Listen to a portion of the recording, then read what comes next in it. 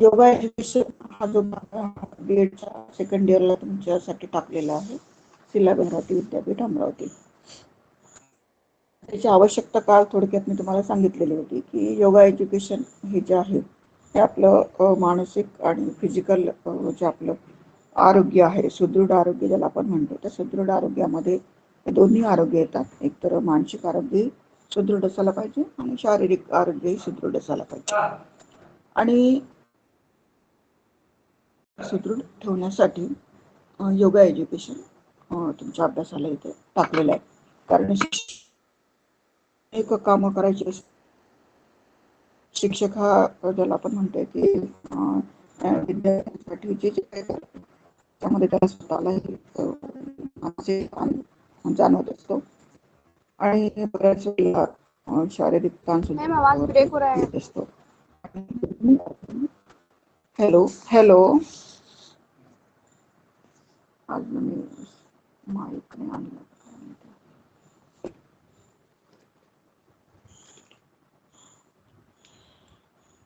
एक 2 मिनिटं माईक मिळते का फक्त.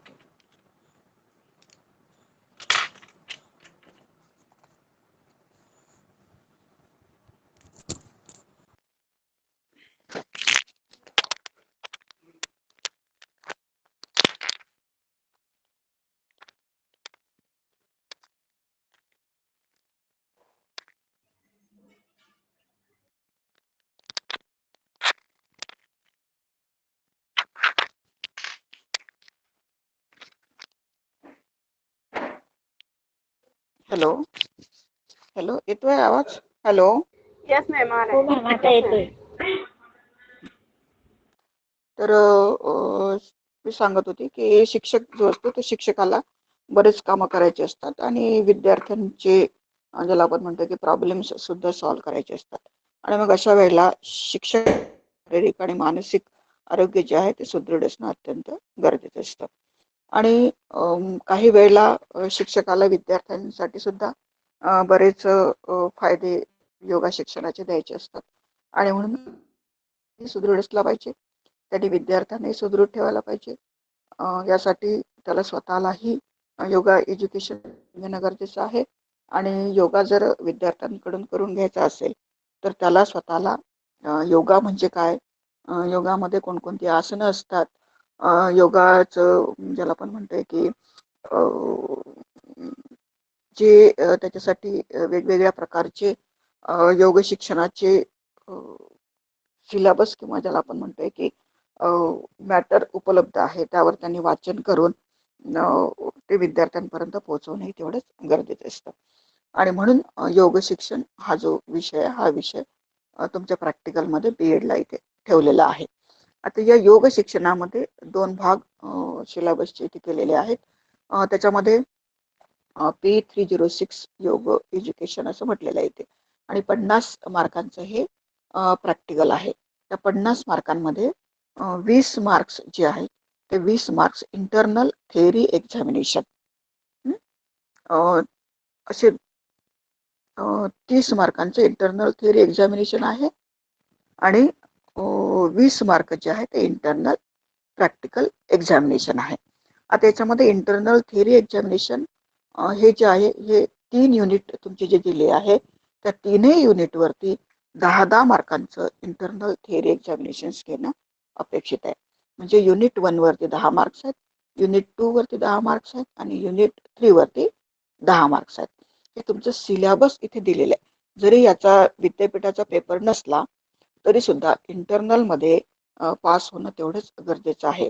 आणि म्हणून हा जो थेअरी एक्झामिनेशन आहे ते थेअरी एक्झामिनेशन 10-10 मार्कांचं, जसं आपलं युनिट टेस्ट असते त्याप्रमाणे प्रत्येक युनिटवरती युनिट टेस्ट जी आहे ते युनिट टेस्ट तिथे 3ही युनिटवरती घेतली जाणार आहे.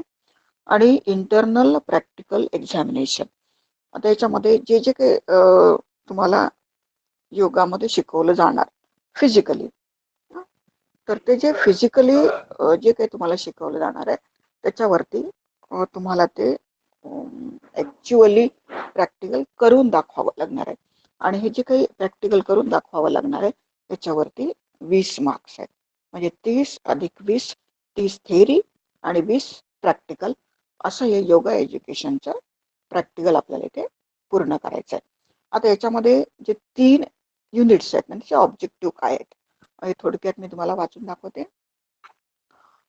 कोर्स ऑब्जेक्टिव्ह जे दिलेले आहे तुम्हाला सिलेबसमध्ये आहे, तुमच्या मी टीचमेंटवर टाकेल की the student teacher will be able to, त्याला काय काय यायला पाहिजे, तो कशासाठी एबल झाला पाहिजे, तो कशासाठी लायक झाला पाहिजे, तर understand the basic concept of yoga education.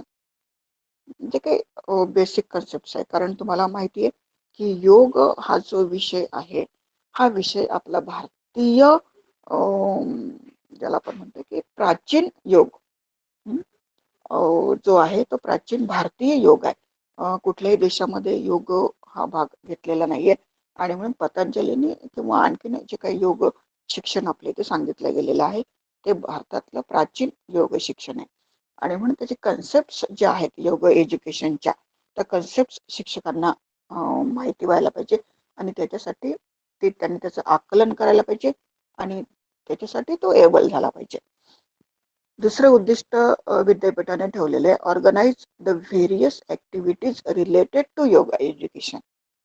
आता व्हेरियस ऍक्टिव्हिटीज ज्या आहेत योगा एज्युकेशनच्या संदर्भात, ज्याच्यामध्ये सिलेबसमध्ये दिलेलं आहे की काय काय ते आवश्यक आहे, तर ह्या ज्या काही व्हेरियस ऍक्टिव्हिटीज आहेत ह्या ऍक्टिव्हिटीज सुद्धा तुम्हाला एकतर ऑर्गनाइज त्याचं आयोजन तुम्हाला करता आलं पाहिजे शाळांमध्ये.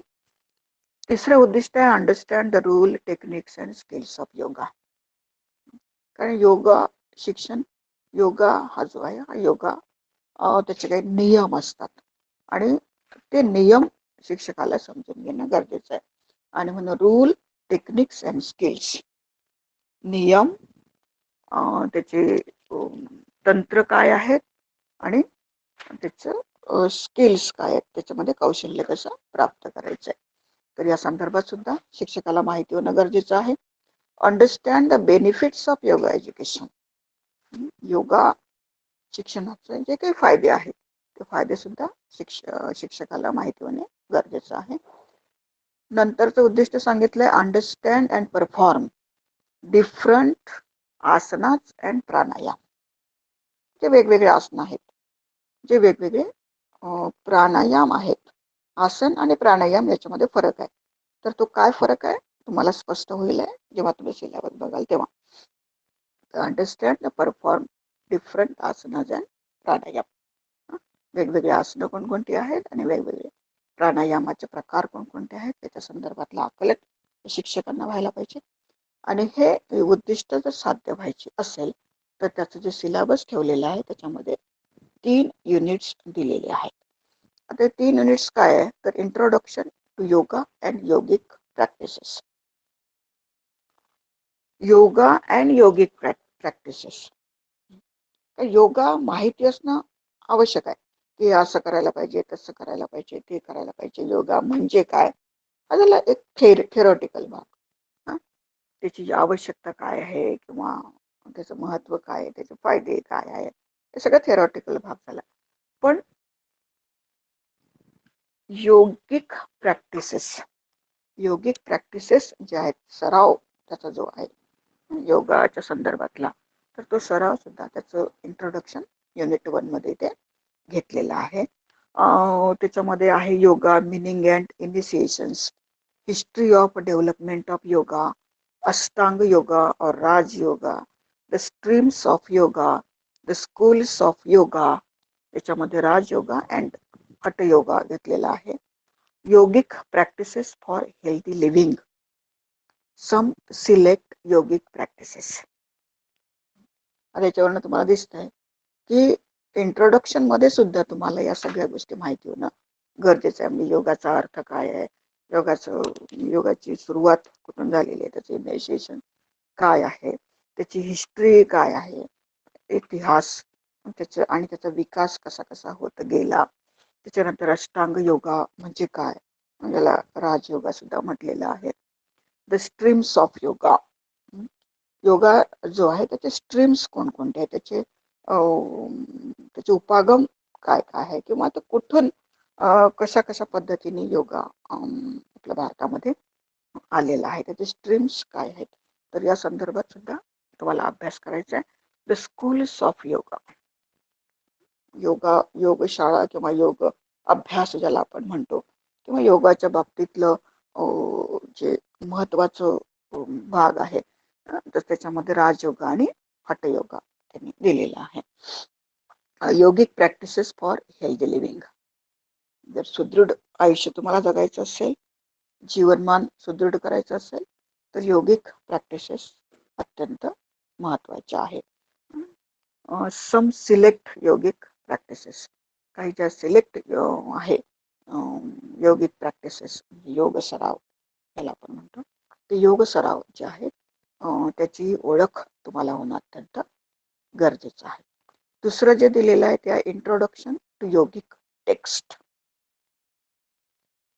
योगिक text, historicity of yoga as a discipline. जसं पहिल्या याला आपण म्हटलं तर एज्युकेशन ॲज अ डिसिप्लिन. आता इथे historicity of yoga as a discipline, म्हणजे योग शिक्षण हा जो आहे, हा योग शिक्षण हा सुद्धा डिसिप्लिन मध्ये कन्व्हर्ट झालेला आहे. योग शिक्षणाच्या सुद्धा वेगवेगळ्या शाळा आहेत, किंवा ज्याला आपण म्हणतो योग विद्यापीठ सुद्धा आहे. पतंजली योग विद्यापीठासारखे योग विद्यापीठ सुद्धा आज अस्तित्वात आहे. त्याच्यामध्ये आपल्याला योग शिक्षणामध्ये डिग्रीज काय, आपण PhD पर्यंत सुद्धा त्याच्यामध्ये डिग्री प्राप्त करू शकतो. तर अशा प्रकारे योग ॲज अ डिसिप्लिन.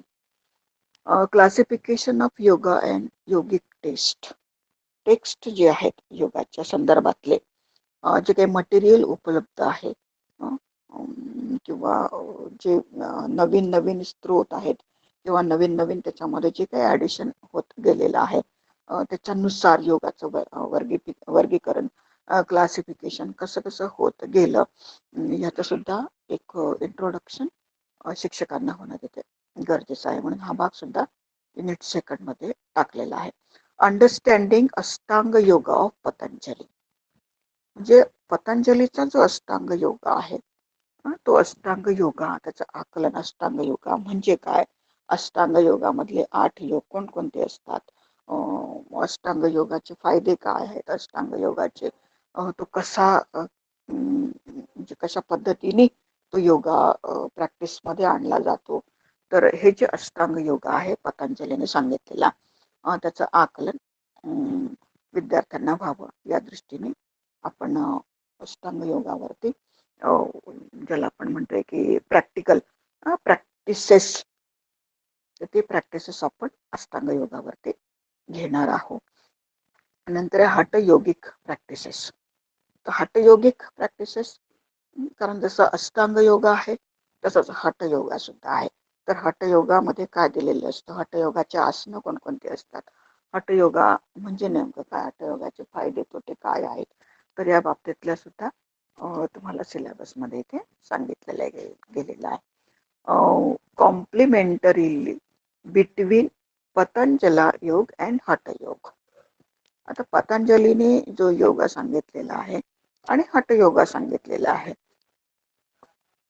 त्याच्यामध्ये काय फरक आहे किंवा काय साम्यता आहे, किंवा त्याच्या संदर्भात दोन्हींची तुलना आपल्याला कशी करता येईल, तर या दृष्टीने सुद्धा आपल्याला कॉम्प्लिमेंटरी अभ्यास तिथे करायचा आहे. नंतर आहे meditational processes in Patanjali Yogasutra. Meditational processes, meditation म्हणजे नेमकं काय, मेडिटेशनल प्रोसेस कशी करायची असते, ज्याला पतंजलीमध्ये सांगितलेलं आहे की प्राणयोग असतो, किंवा जे काही विविध आसनांमध्ये आपल्याला श्वासावरती नियंत्रण ठेवायचं असतं, तर त्याच्यातनं आपण मेडिटेशन कसं साधतो, किंवा मेडिटेशनल प्रोसेस कशी त्याच्यामधनं आपल्याला दिसून येते, तर हा सगळा भाग इथे पतंजली योगसूत्रामध्ये सांगितलेला आहे. तो सुद्धा आपल्याला तिथे अभ्यास करायचा आहे. तिसरं युनिट जे आहे ते आहे योगा अँड हेल्थ. कारण योगा अँड हेल्थ आज जेव्हा आपण बघतोय की वेगवेगळ्या बगीचांमध्ये किंवा आणखीन वेगवेगळ्या ज्याला आपण म्हणतोय की जे काही नॉन गव्हर्नमेंटल इन्स्टिट्यूट्स असतात किंवा वेगवेगळ्या ज्या काही संस्था आहेत त्या संस्थांमध्ये सुद्धा योग शिक्षण आज शिकवलं जात आहे. शाळांमध्ये सुद्धा एक योग शिक्षणाचं एक अलग त्याला आपण म्हणतो की एक डिपार्टमेंट किंवा विभाग तयार केला जातो आहे. त्याच्या थ्रू विद्यार्थ्यांना योग शिक्षण शिकवलं जात आहे. तर ते का शिकवलं जात आहे तर इथे स्पष्टच म्हटलेले आहे की योगा आणि हेल्थ आरोग्य याचा घनिष्ठ संबंध आहे आणि म्हणून योग आणि हेल्थ याचा घनिष्ठ संबंध समजून घेऊन युनिट 3चा आपल्याला अभ्यास करायचा आहे. Need of yoga for positive health. मग हेल्थ कोणतं तर त्याच्यामध्ये सगळ्यात पहिले सांगितलेलं आहे की पॉझिटिव्ह हेल्थ. आता पॉझिटिव्ह हेल्थ म्हणजे नेमकं काय, पॉझिटिव्हिटी काय असतं, पॉझिटिव्हिटी कशामध्ये आणायची असते. तर स्पष्ट असंच म्हटलं जात आहे की पॉझिटिव्हिटी म्हणजे काय तर सगळ्या चांगल्या गोष्टी करायच्या असतात. मग चांगल्या गोष्टी म्हणजे काय, चांगलं कशाला म्हणायचं, वाईट कशाला म्हणायचं, हा संपूर्ण भाग याच्यामध्ये पॉझिटिव्ह हेल्थ मध्ये इथे येतो आहे.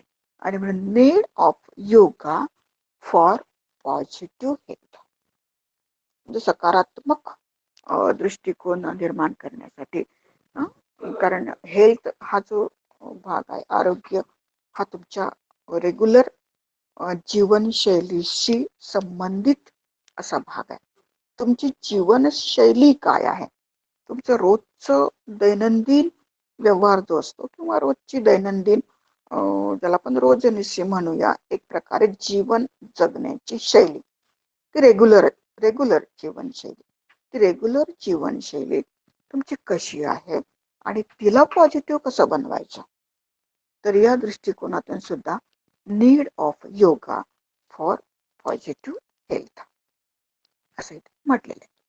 दुसरा आहे role of mind in positive health as per ancient yogic literature. Role of mind, syllabus फार गहन आहे लक्षात घ्या, नुसतंच करायचं म्हणून करायचं नाहीये. Role of mind in positive health as per ancient yogic literature. आता पॉझिटिव्ह हेल्थसाठी, सकारात्मक आरोग्यासाठी आपल्या मनाची भूमिका काय आहे, म्हणजे ते मन काय करतं हे समजून घेणं गरजेचं आहे. कारण जे काही आपण कृती करतो, जे काही आपण कार्य करत असतो, जे काही आपण दैनंदिन जीवन जगत असतो, त्यामध्ये आपल्या स्वतःच्या मनाची फार मोठी भूमिका असते. कारण जे काही याच्यावरती जर आपण जेव्हा पिरियड्स घेऊ तेव्हा त्याचा आपण डिटेलमध्ये तिथे शिकूया की role of mind in positive health. हा जो मोठा इथे विषय आहे, हा विषय सुद्धा आपल्याला आपल्या सिलेबस मधून इथे कव्हर करायचा आहे. As per ancient yogic literature, पुरातन काळातलं योगिक लिटरेचर जे आहे, योगावर आधारित असलेलं जे काही लिटरेचर आहे, जे काही लिखाण आहे, जे काही साहित्य आहे, ते साहित्य आणि त्या साहित्याचा आपल्या पॉझिटिव्ह हेल्थ वरती त्या संदर्भात असलेलं जे काही लिटरेचर आहे त्याचा अभ्यास आपल्याला इथे करायचा आहे. कशासाठी करायचा आहे तर रोल ऑफ माइंड, आपल्या जीवनातील आपल्याच मनाचा जो काही भाग आहे किंवा आपल्याच मनाची जी काही भूमिका आहे ती भूमिका समजून घेण्यासाठी आपल्याला योगिक लिटरेचरचा अभ्यास करायचा आहे. तर हा एक मोठा विषय तिथे सांगितलाय. नंतर आहे concept of health, healing and disease, yogic perspective. Concept of health, आरोग्याची संकल्पना काय आहे, आरोग्य कशाला म्हणायचं. नुसतंच फिजिकल सुदृढ असून चालेल का? कारण आज जेव्हा आपण बघतो आहोत तेव्हा हेल्थच्या संदर्भात जेव्हा विचार केला जातो तर हेल्थच्या संदर्भात आपल्याला एक 4 ते 5 वेजने विचार करणं गरजेचं असतं. आता 4-5 वेज कोणच्या आहेत?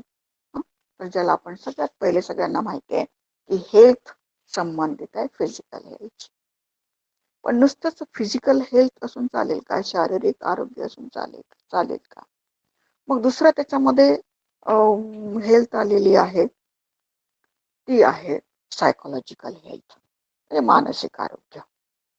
आणि म्हणून फिजिकल हेल्थ सोबत दुसरा जो हेल्थचा विचार केला जातो तो म्हणजे मानसिक आरोग्याचा.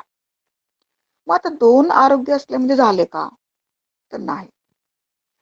कधी कधी काय होतं आपल्या जीवनावर आपल्या समाजाचा सुद्धा प्रभाव पडत असतो.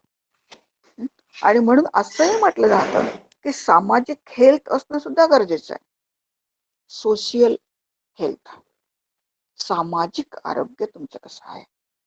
फिजिकल हेल्थ कशी आहे? तुमचं आरोग्य, शारीरिक आरोग्य काय आहे? त्याच्यानंतर तुमचं मानसिक आरोग्य काय आहे? तिसरा जो संदर्भ आज हेल्थला जोडला जातो तो म्हणजे सोशल हेल्थ. आता चौथा जो संदर्भ जोडला गेलेला आहे WHO सुद्धा सांगतंय वर्ल्ड हेल्थ ऑर्गनायझेशन. आणि वर्ल्ड हेल्थ ऑर्गनायझेशननी पुन्हा एक चौथा संदर्भ या आरोग्याशी जोडला आहे तो म्हणजे आपलं स्पिरिच्युअल हेल्थ, आध्यात्मिक आरोग्य. आणि हा जो आध्यात्मिक आरोग्याचा भाग आहे हा आध्यात्मिक आरोग्याचा भाग इथे आलेला आहे योगा एज्युकेशन मध्ये. आणि म्हणून ज्याला आपण म्हणतो physical health, psychological health, social health, spiritual health असे जे 4 आयाम इथे आरोग्याचे सांगितलेले आहे WHOनेच कव्हर केलेले आजच्या काळामध्ये. आणि म्हणून हे WHOने जे कव्हर केलेले आरोग्याच्या संदर्भात हे सगळे आयाम हे शिक्षकाला सुद्धा समजावेत, शिक्षकाला माहिती व्हावेत. त्या दृष्टीने सुद्धा हे योगा एज्युकेशन ह्याच्यामध्ये आणलेलं आहे. योगा म्हणजे फक्त आपल्याला फिजिकल हेल्थ चांगली सुदृढ झाली म्हणजे आपण खूप सुदृढ आहोत असंही म्हणता येणार नाही. आज असे उदाहरणं आहेत की व्यायाम करता करता सुद्धा कितीतरी जण तिथेच हार्ट अटॅकने जातात आहे. मग नुसतं व्यायाम करून किंवा नुसत्या व्यायामाने हेल्थ चांगला राहील का? हा सुद्धा एक भाग आपल्याला शिक्षक म्हणून समजून घेणं गरजेचं आहे.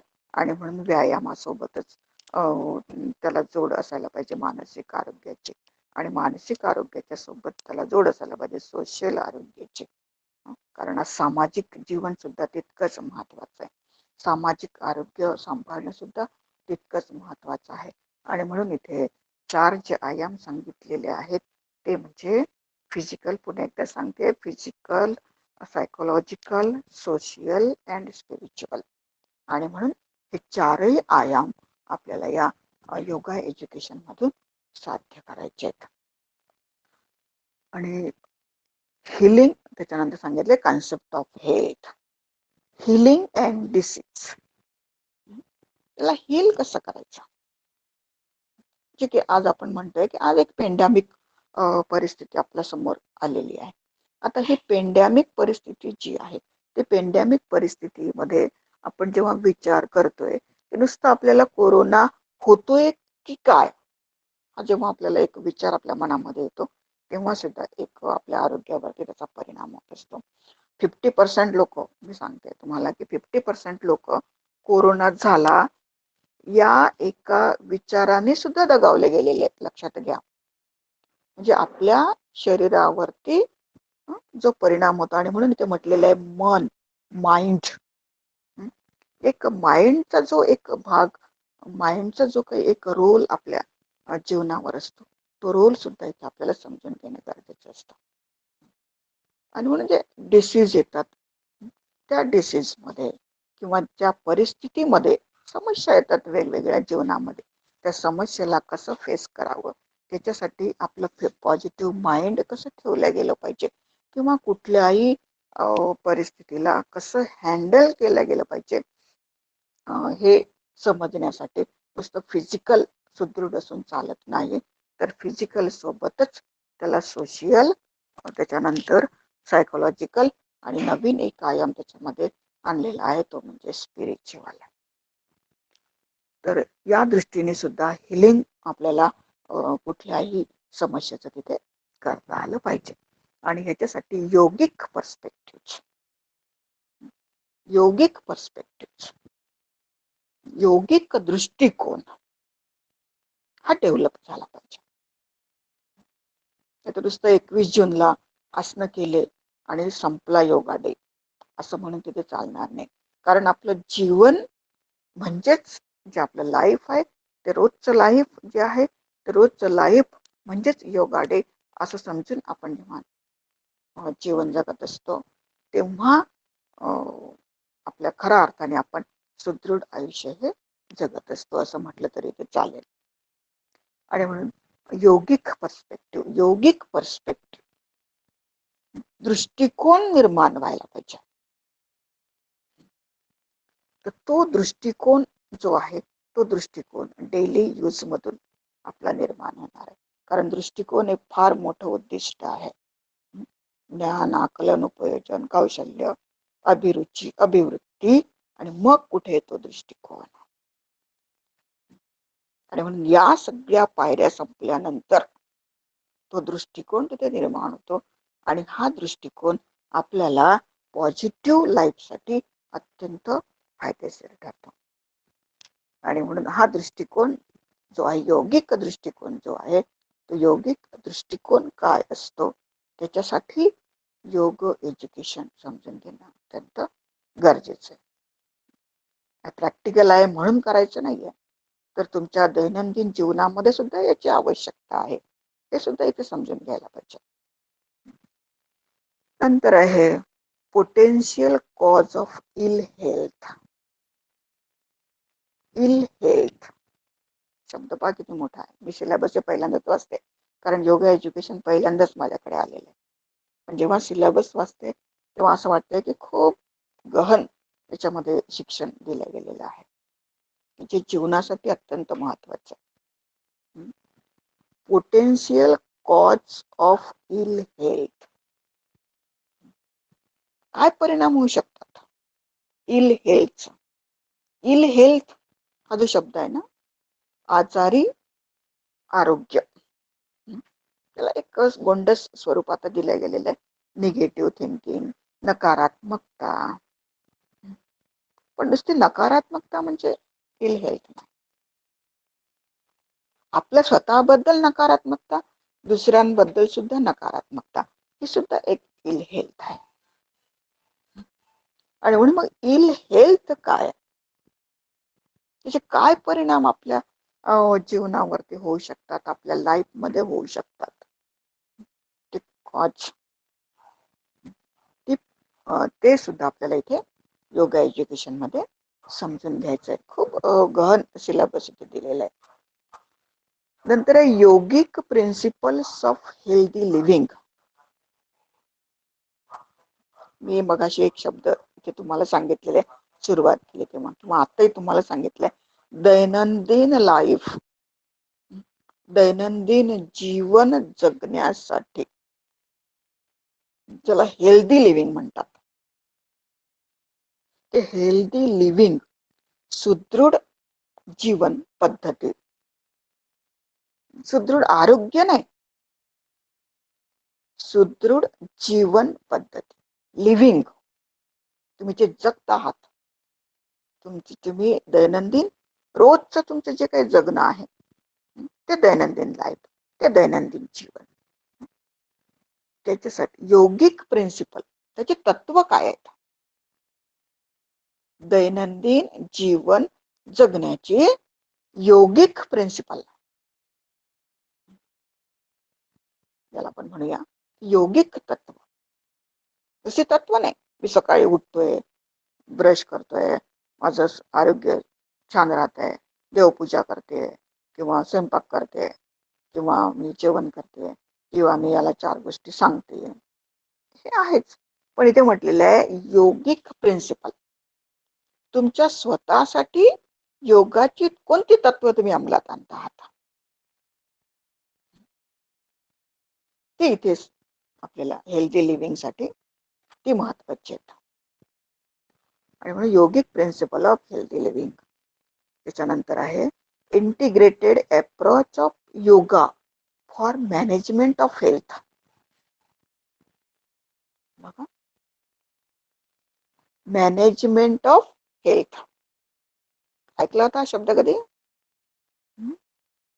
मी विद्यार्थ्यांना विचारते, management of money, management of class, management of जे काय असेल, बऱ्याच गोष्टींचं व्यवस्थापन आपण आतापर्यंत करत आलेलं आहे. पण मॅनेजमेंट ऑफ हेल्थ, आरोग्याचं व्यवस्थापन कसं करावं, आरोग्य व्यवस्थापन हा एक नवीन शब्द मला सुद्धा आजच समजलाय. त्याच्यावरती मी विचार करेल आणि त्याच्यावर तुमचे लेक्चर सुद्धा घेईल की मॅनेजमेंट ऑफ हेल्थ. पण management of health integrated approach of yoga, जे त्याला आपण एकात्मिक जे काही अप्रोचेस आहेत, उपागम आहेत ऑफ योगा, सगळ्या योगांमधनं, अष्टांग योगा असेल, राजयोगा असेल, किंवा आणखीन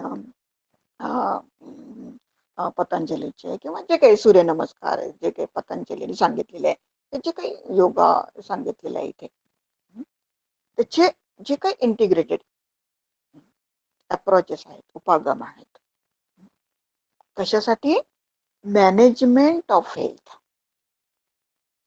आरोग्य व्यवस्थापनासाठी. हे सुद्धा आपल्याला इथे समजून घ्यायचं आहे. आणि शेवटचं आहे stress management through yoga and yogic dietary considerations. याला आपण म्हणतो स्ट्रेस मॅनेजमेंट थ्रू योगा. योगाच्या आधारे स्ट्रेस मॅनेजमेंट. इथे म्हटलेलं आहे मॅनेजमेंट ऑफ हेल्थ, आरोग्याचं व्यवस्थापन. इथे म्हटलेलं आहे स्ट्रेस मॅनेजमेंट, तणाव व्यवस्थापन, ताण तणाव व्यवस्थापन. आणि हे जे काही ताण तणाव व्यवस्थापन आहे, ते ताण तणाव व्यवस्थापन योगाच्या आधारे कसं करायचंय. आणि योगिक डायटरी कन्सिडरेशन्स, कोणकोणचे कन्सिडरेशन्स, कोणकोणचे अप्रोचेस, कोणकोणचे माध्यम, कोणकोणते ज्याला आपण म्हणताय की योगाच्या प्रॅक्टिसेस त्याच्यासाठी आवश्यक आहे, ते पण इथे एक शिक्षक म्हणून तुम्हाला समजून घेणं गरजेचं आहे. तर या सगळ्या बाबी तुमच्या या सिलेबसमध्ये तिथे सांगितल्या गेलेल्या आहेत.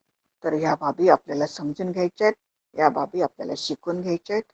योग म्हणजे काय, योगाचे वेगवेगळे प्रकार कोणकोणते आहेत, योगामध्ये सूर्यनमस्कार असेल, आसन असेल, अष्टांग योग असेल, त्याचं महत्व काय, ते कसे करायचे, ते आपल्या विद्यार्थ्यांना आपण कसे शिकवायचे, किंवा ते मध्ये आपण कसे आणायचे, डेली लाईफमध्ये त्याची आवश्यकता काय आहे, कशासाठी ते सांगितल्या गेलेले आहेत. तर या सगळ्या बाबींचा विचार इथे आपल्याला कॉलेजच्या ग्रुपवर मेसेज टाकला मॅडमने, 1 वाजता उपस्थित राहतो. कुठे कुठे उपस्थित मेसेज टाकला.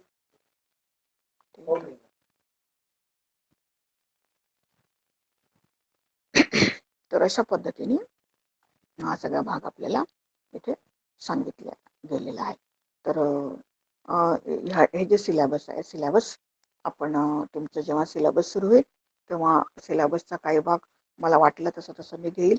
याच्यासाठी आपण बाहेरून एक्सटर्नल म्हणण्यापेक्षा आपण बाहेरच्या व्यक्ती सुद्धा हे सिलेबस कव्हर करायला बोलवतो, कारण जे प्रॅक्टिसेस तुम्हाला द्यायचे ते प्रॅक्टिसेस आपण बाहेरच्या व्यक्तीला सांगत असतो. बाकी सिलेबस मधला जर काही मला भाग मिळाला तर मी नक्की तुमची तासिका घेईल आणि त्या तासिकेवर तुम्हाला याच्यामधलं आणखी डिटेलमध्ये माहिती तुम्हाला देईल. तर एवढी आज तासिका आपण पुरी करूया. काय मेसेज आहे तो मला इथे बघावं लागेल आणि पाहावं लागेल. तर आजची प्रेझेंटी घेते आणि इथे थांबते.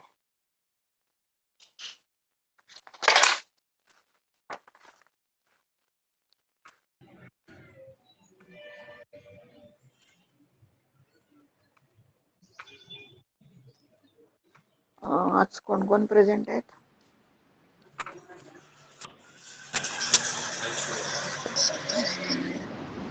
एक आहे रंगारी. ठीक आहे, मी याच्यावरूनच लिहिते. Rangari Dipti Gopnarayan. Yes ma'am, Rangari present. हा, नीता नंदाने. मी लिहिते, नावं लिहिते, थांबा. दीप्ती गोपनारायण, नीता नंदाने. नंतर आहे राजेश्वर चावलकर. माझ्या याच्यात जे नाव आलेलं आहे ते सगळे लिहिते मी, थांबा. नंतर आहे रिझवान शेख,